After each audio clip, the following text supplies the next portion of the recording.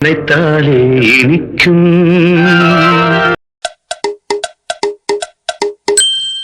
1967 காதல் காமெடி கலந்த ஒரு ஃபேமிலி ட்ராமா ஊட்டி வரை உறவு. இதில் யாரெல்லாம் நடிச்சிருப்பாங்க அப்படின்னு பார்த்தீங்கன்னா, Sivaji Ganesan, Muthuraman, K R Vijaya, L Vijayalakshmi, Sundaribai, T S Balaiah, அப்புறம் வி கே ராமசாமி, நாகேஷ், சச்சு, செந்தாமரைன்னு ஒரு பெரிய நட்சத்திர பட்டாலுமே நடிச்சிருப்பாங்க. இந்த படத்துடைய கதை என்ன அப்படின்னு பார்த்தீங்கன்னா, ஒரு ஆள் மாறாட்டம், அது மூலமாக ஏற்படக்கூடிய சுவாரஸ்யமான விஷயங்கள் தான். ரொம்பவே அழகாக சொல்லியிருப்பார் டைரக்டர் ஸ்ரீதர். படத்துடைய ஆரம்பத்தில் டிஎஸ் பாலையாவுடைய குடும்பத்தை காட்டுறாங்க. டிஎஸ் பாலையா, அவருடைய மனைவி சுந்தரிபாய், டிஎஸ் பாலையாவுடைய பையன் சிவாஜி கணேசன், அவர் பிஸ்னஸ் விஷயமா சென்னைக்கு வர்றாரு. அப்புறமா இங்கே சென்னையில் வந்து ஒரு டாக்ஸியில் அடிபட்டுருந்தாங்க நம்ம கதையின் ஒரு நாயகியாக வரக்கூடிய விஜயலட்சுமி. அந்த டாக்ஸியில் வந்தவங்க கேஆர் விஜயா. ஸோ அந்த ஒரு பரபரப்பான சூழலில் வந்து கேஆர் விஜயா கிட்ட அந்த அடிப்பட்டவங்களுடைய சூட்கேஸ் கையில் வந்துடுது.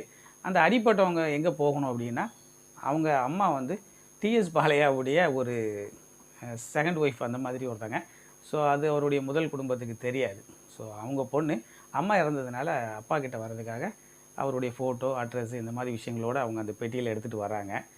இப்போது இவங்க பெட்டி நம்ம கேஆர் விஜயா கைக்கு வந்துடுது. கேஆர் விஜயா யார் அப்படின்னு பார்த்தீங்கன்னா, அவருடைய தாய் மாமாவால் சொத்துக்காக அவங்கள கல்யாணம் பண்ணணும்னு ஆசைப்படுறாரு. அந்த தாய் மாமா செந்தாமரை அவர்கிட்டேருந்து தப்பிச்சு வராங்க. இவங்க எங்கே போகணும் அப்படின்னு தெரியாமல் இருக்கிறாங்க. இப்போது இவங்க கையில் இந்த பெட்டி கிடைச்ச உடனே 2 பேர் பேருமே விஜயாவாக இருக்கிறதுனால அவங்களுடைய அட்ரஸுக்கு கேஆர் விஜயா வந்துடுறாங்க.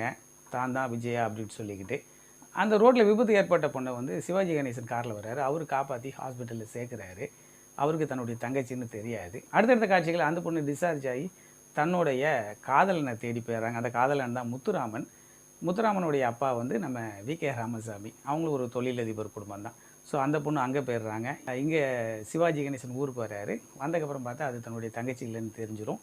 அதுக்கப்புறமா இவங்களுக்கும் 2 பேருக்குமான ஒரு காதல் போர்ஷன் அப்படி கொண்டு போவாங்க. இங்கே இந்த பொண்ணு முத்துராமன் வந்து ஹோட்டலில் தங்க வச்சுருப்பார்.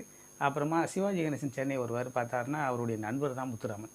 ஸோ அதுக்கப்புறமா ஒரு ட்ராமா பண்ணி அந்த பொண்ணை வீட்டுக்கு கூட்டிகிட்டு வந்துடுவாங்க வி கே ராமசாமி அவங்க வீட்டுக்கு. அதுக்கப்புறமா சிவாஜி கணேசன் கொடுக்கக்கூடிய ஐடியாப்படி நீங்கள் ஊட்டிக்கு வாங்க அப்படின்னு சொல்கிறாரு. டாக்டராக நடிச்சுக்கிறாரு சிவாஜி கணேசன். இப்போது வி கே ராமசாமி, முத்துராமன், அந்த பொண்ணு 3 பேரும் ஊட்டிக்கு வராங்க.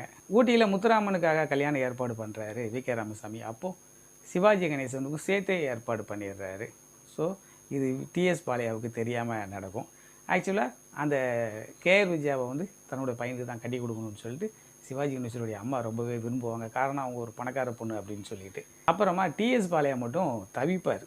தன்னுடைய பொண்ணுன்னு அவரால் வெளியில் சொல்லவும் முடியாது. ஆனால் தன்னுடைய பொண்ணுன்னே நினச்சிக்கிட்டு இருப்பார். ஆனால் வந்தது வேற ஒருத்தங்க. அதுக்கப்புறமா கிளைமேக்ஸில் சிவாஜி கணேசனுக்கும் கேஆர் விஜயாவுக்கும் கல்யாணம் நடக்க போகும். அதை அவர் தடுக்கிறதுக்கு முயற்சி பண்ணுறது அப்படின்னு சொல்லி கடைசியாக உண்மையை போட்டு உடைப்பார். அப்புறமா இந்த 2 ஜோடிக்கும் அங்கே கல்யாணம் முடிகிறது அந்த காட்சிகளை முடிச்சிருப்பாங்க. ரொம்பவே அருமையாக சுவாரஸ்யமாக கதை சொல்லியிருப்பாங்க. எந்த இடத்துலையும் நமக்கு போர் அடிக்காமல் படம் முழுக்க காமெடியாகவே சொல்லியிருப்பாங்க. படம் முழுக்க டாக்டர் திருப்பதி அப்படிங்கிற பேரில் நாகேஷ், சச்சுவும் வந்து காமெடி போர்ஷன் பண்ணியிருப்பாங்க. நல்லாவே இருக்கும். அந்த பொண்ணை கண்டுபிடிச்சி கொடுத்தா ஒரு 10,000 ரூபாய் கிடைக்கும்னு சொல்லி பேப்பரில் விளம்பரம் பார்த்துட்டு அந்த பேப்பர் கட்டிங்கை எடுத்து அந்த பொண்ணை கண்டுபிடிச்சி அவர் அந்த சரியான இடப்பட்ட கூட்டு சேர்க்கறதுக்கு அவர் பண்ணுற முயற்சிகளும் அது ஃபெயிலியர் ஆகி போகிறதும் அந்த காட்சிகளை நகர்த்தியிருப்பாங்க. ரொம்பவே சிறப்பான ஒரு காமெடியாக இருந்தது. நடிப்புன்னு எடுத்துக்கிட்டிங்கன்னா எல்லாருமே சூப்பராக பெர்ஃபார்ம் பண்ணியிருப்பாங்க. சிவாஜி கணேசன் கேட்கவே வேண்டாம், வழக்கம் போல். முத்துராமன் சூப்பரான ஒரு பெர்ஃபார்மன்ஸு. அதே போல் கேஆர் விஜயா அருமையான பெர்ஃபார்மன்ஸு. அப்புறம் எல் விஜயலட்சுமி அவங்களும் சூப்பராக பெர்ஃபார்ம் பண்ணியிருப்பாங்க. சிவாஜிக்கு அம்மாவாக வரக்கூடிய சுந்தரிபாய், அப்புறம் நாகேஷ், சச்சு எல்லாருமே அட்டகாசமாக பெர்ஃபார்ம் பண்ணியிருப்பாங்க. வி கே ராமசாமியெல்லாம் கேட்கவே வேண்டாம், சூப்பரான ஒரு பெர்ஃபார்மரு. அவர் வழக்கம் போல் பண்ணியிருப்பார். டிஎஸ் பாலையா எனக்கு ரொம்பவே பிடிக்கும். ஐயா வெளுத்து வாங்கியிருப்பார் இந்த படத்தில்.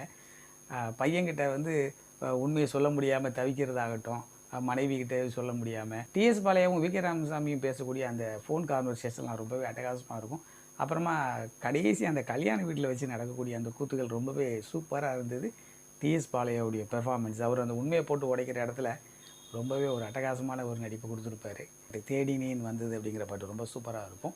அதே போல் முத்துராமன், விஜயலட்சுமி அவங்களுக்கு வந்து ராஜராஜஸ்ரீ அந்த பாட்டு ரொம்ப சூப்பராக இருந்தது. சிவாஜி கணேசன், கேஆர் விஜயாவுக்கு மட்டும் ஒரு 4 பாட்டு, பூ மாலையில் ஒரு மல்லிகை அந்த பாட்டு, அப்புறமா கடைசியாக ஹாப்பி இன்று முதல் ஹாப்பின்னு சொல்லி ஒரு 6 பாட்டு மொத்தத்தில் ரொம்பவே சூப்பராக இருந்தது. எம்எஸ்வியுடைய மியூசிக் அட்டகாசமாக இருந்தது. இந்த படம் வந்து நான் நிறைய முறை பார்த்துருக்கேன், எனக்கு ரொம்பவே பிடிச்சிருந்தது. நீங்கள் இந்த படம் பார்த்துருந்தீங்கன்னா கமெண்ட்டில் பதிவு செய்யுங்க. நம்மளுடைய அடுத்த வீடியோ வந்து சாவி, சத்யராஜுடைய படம் ரொம்பவே சூப்பராக இருக்கும். அதுக்கப்புறம் ஜெய்சங்கருடைய பட்டணத்தில் பூதம் அந்த படமும் ரொம்பவே அட்டகாசமாக இருக்கும். வரிசையாக ஒரு படங்களாக பார்க்கலாம். சேனலுக்கு சப்போர்ட் பண்ணுங்கள், லைக் பண்ணுங்கள், கமெண்ட் பண்ணுங்கள், ஷேர் பண்ணுங்கள். உங்களுடைய ஆதரவு எனக்கு ரொம்பவே முக்கியம். நன்றி, மீண்டும் சந்திப்போம்.